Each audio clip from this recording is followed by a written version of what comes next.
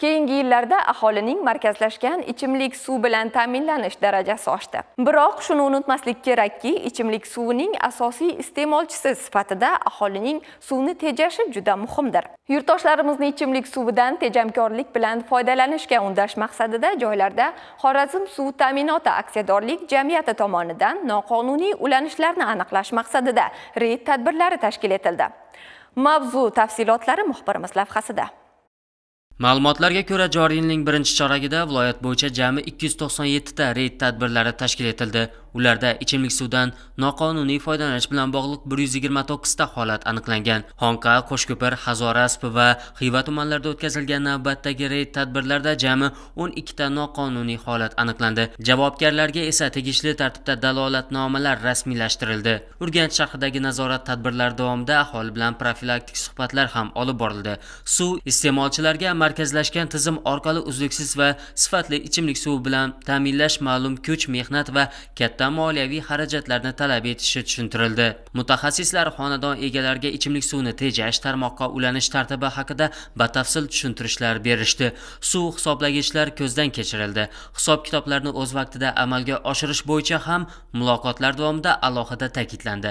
Ayniqsa, 1 kubometr suvning ta'rif qiymatiga yo'naltiriladigan xarajatlar haqidagi ma'lumotlar ko'pchilikni mulohazaga chorladi.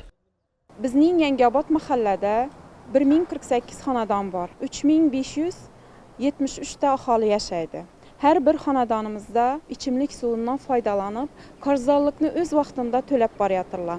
Hozirgi kunda suv ta'minotini xodimlari bilan birgalikda mahalla yettiligi bilan mahallamizdagi har bir fuqaromizga targ'ibot ishlari o'tkazilganda, ekin-dikinlari, gullarini sug'orish masalalarida tungi soat 12 dan ertalabki soat 5 gacha sug'orilishi mumkinligini targ'ibot ishlari o'tkazilyapti. Xorazm suv ta'minoti aksiyadorlik jamiyatida bugungi kunda iste'molchilarni ichimlik suvdan to'g'ri foydalanish, tejab foydalanish va qarzdorliklarni o'z vaqtida bartaraf qilish bo'yicha bir qator reyd tadbirlari tashkil qilinmoqda.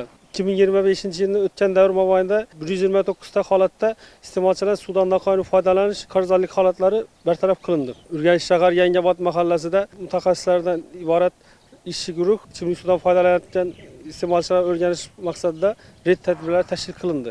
Unda bitta noqonuniy holat aniqlanib, dalolatnoma rasmiylashtirib, chora ko'rish uchun tegishli tashkilotlarga yuborildi. Hozirda ichimlik suvi uchun to'lovlar onlayn shaklda amalga oshirilishi belgilangan bo'lib, bir qator mobil ilova orqali to'lov qabul qilish imkoniyati mavjud.